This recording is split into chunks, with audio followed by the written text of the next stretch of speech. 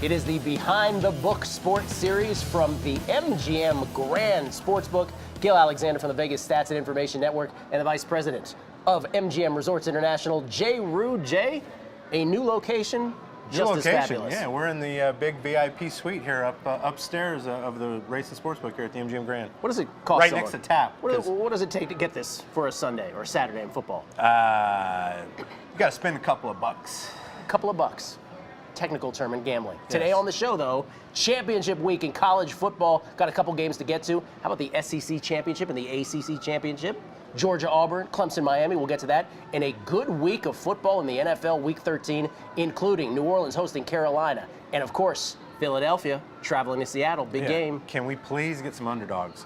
Please get some underdogs this week. We're going to talk about that for sure. A torrent of favorites on Behind the Book.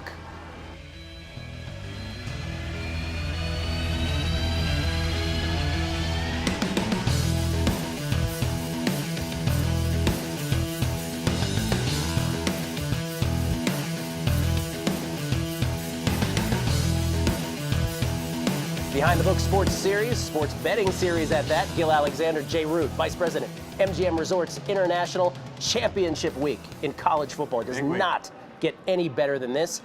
Conventional wisdom, winner of the SEC Championship, winner of the ACC Championship, and Wisconsin and Oklahoma, if they are to win their respective games, those will be the 4 teams of the college football playoffs. Now, huge ifs. Right? We don't know that any of that's going to actually follow suit. But when it comes to the SEC Championship, definitely the winners in. Auburn and Georgia. Georgia, 2.5-point favorites. Georgia beat Auburn pretty badly 3 weeks ago. 2-loss Auburn, the first 2-loss team to ever be in the top 4 of the college football rankings. 2.5, is this money moved anywhere on this game? Yeah, I mean, it's been bet up to 2.5. We were -2 originally on this. We had a couple of guys come in early in the week with a strong opinion on Auburn. We bumped it up a little bit to 2.5. I think this game is going to have a high concentration of money because there's only, a limited schedule this weekend. So most of the games are going to have a little bit more money to them than we normally see. I don't think this game is going to run much more. We might see, what you call double juice, so maybe 2.5 minus $1.20. We might see that, but I think there's going to be enough support for a really good Georgia team. The only knock that a lot of people are concerned with Georgia is the freshman quarterback, but I think there's going to be enough support for Georgia. They've played, their sample size is good enough for you to really take a strong opinion here. I think War Eagle has been playing absolutely unbelievable in the last few weeks. Their quarterback is going to be probably the key to the game, along with their running back, who, as you mentioned, is maybe a little banged up. Kerryon Johnson. So, it's going to be a great game. Again, I think this is probably the only one spot where the true winner is going to advance. Okay, we'll get your opinion on the ACC Championship because it sounds like you don't believe that the winner necessarily advances on that one. Quarterbacks Jay's talking about, obviously Jacob Fromm for Georgia, Jarrett Stidham for Auburn. You mentioned that it won't get to 3, but you have a bit of an opinion on this game, and will that be reflected in the way you shade this? Yeah, I mean, I've got a little bit of opinion. I don't think I want to get to 3, especially with the money that we've already taken on Auburn. I'm not necessarily too excited about it getting sided on the game, but I do have a little bit of opinion. On when a team is seeing another team for the second time and all the chips are in the middle, I think that Georgia's going to show up and give your best effort here. So I'm leaning towards Georgia a little bit. I'm going to book it that way a little bit. Not strong opinion, I'm as dumb as they come. That's why I'm on this side of the counter collecting a paycheck. 1 p.m. Pacific start right here at the MGM Grand throughout all the MGM properties, of course, here in beautiful Las Vegas. Auburn, 2.5-point favorites against Georgia in the SEC Championship. Championship week, college football, it all comes to a crescendo at night. 2 games that are concurrent. You've got the Wisconsin game against Ohio State running at the same time as the ACC Championship #1 Clemson, Jay, against Miami at Charlotte. Miami, the Canes, are #7. Now, most people feel the winner of this, regardless of who it is, certainly if it's Clemson they're in, but even if it's Miami, that they're going to be in the college football playoff. You feel differently about this? Absolutely, and I think there's going to be a lot of debate if Miami wins on, putting them in, because they lost at Pittsburgh. Right. Alabama lost at Auburn, who is basically a giant killer at this point, in the season. And I think this is going to be, if you're a NASCAR fan, this is going to be a classic Daytona 500 Earnhardt Sr. move. I think Alabama is the second place car right now, and Miami could be up the first place car. And if they get a win, I think Alabama is going to come sliding in because their win means Clemson comes down. And I think the first spot for anyone to slide in is Alabama's to take. Would be very interesting if that happens. Alabama currently at number 5, the Canes at number 7. As far as this game is concerned, Clemson, this was a 6.5-point spread when it opened. It has moved all the way to 9.5, which is a significant move through the key number of 7. What do you make of that, and would you lay those kind of points if you were betting on Clemson? Based off of their performance last week, I would be more inclined to lay it than take it if I was a player. But I would not get involved in this game personally. I think it's going to be a great game to watch. I think a lot of people are really betting the recency. I mean, Clemson looks to be rounding into what they normally look like the last couple of years in the postseason. So I think a lot of people are going to start jumping on the Clemson bandwagon, and maybe rightfully so. I mean, we've been getting our heads kicked in for the last 2 or 3 weeks in the NFL. College, we've been doing okay. We've been missing a couple of.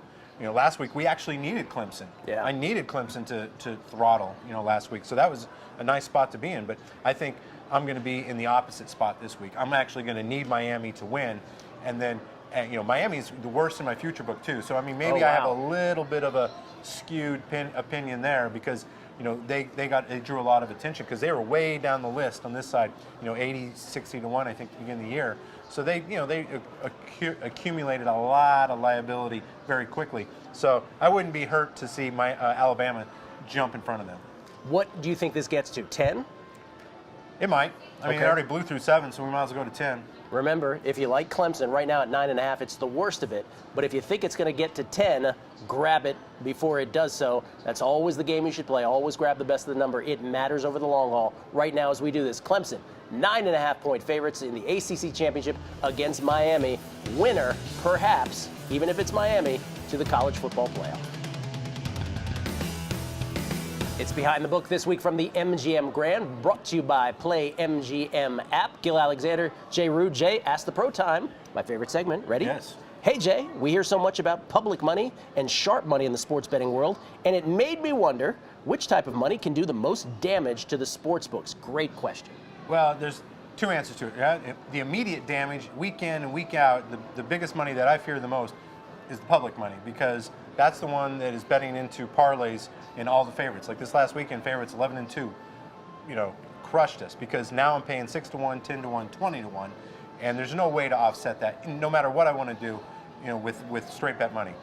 Over the long course of a season, you have to be very careful how you handle the sharps because they can nick at you every week, all the way through the season. And at the end of the year, you're like, how come my hold percentage is, 1.5 points below what it should be because you gave too much of the sharp. So, on a weekly basis, I can get my head lobbed off by the public, but I have to, make sure I maintain a sharp control on the sharps. Though once again this year, just like last year, the absolute worst for you, that public money right now, killing it on parlays in the NFL. Week 13 in the National Football League here behind the book. Gil Alexander, Jay Rude, and of course, the backdrop, the MGM Grand, the beautiful MGM Grand. 5,000 rooms, Jay. This is where it all started for me. Really? I started as a ticket writer here at the MGM Grand. Really? Worked my way up. Yeah, it's like dishwasher to VP. Like the mail room to greatness. Absolutely, yeah. So I have a strong affinity for this place. Well, it's a beautiful place, and lots of people are going to be betting the NFL on Sunday, of course. You've been getting killed by favorites. We'll get to the numbers on that in a minute. Great game in the morning, though. The New Orleans Saints, 4-point favorites hosting the Carolina Panthers. Great game in the NFC South. New Orleans just had their 8-game winning streak snapped by the LA Rams, but the Saints didn't have their 2 starting cornerbacks, Marshawn Lattimore, Ken Crawley. They will be back for this game against the Panthers. Yeah, and I mean, this game, -4, and everyone has bought into the Saints. I can't say that about the Panthers. Panthers are very hit and miss when it comes to wagering by the public on them. The sharps do tend to sort of back the Panthers.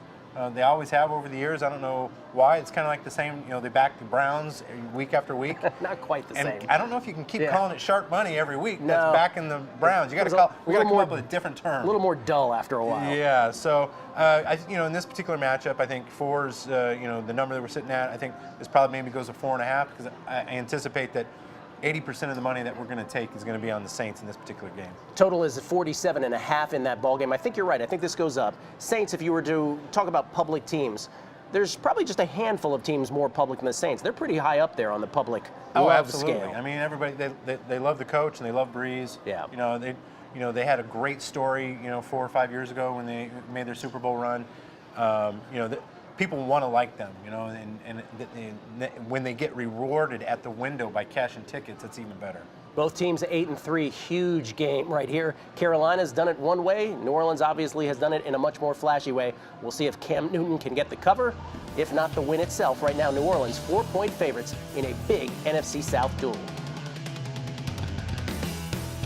It is behind the book, and once again, Sunday night, that's going to be your biggest decision. I'm going to say it right now. It's already our biggest decision. Already. It's moved a point and a half already. We're not even halfway through the week. The game we're talking about, the Philadelphia Eagles and the Seattle Seahawks. Philadelphia on the road at what some believe is the hardest place to play in football. Loudest crowd, toughest environment. A couple years ago.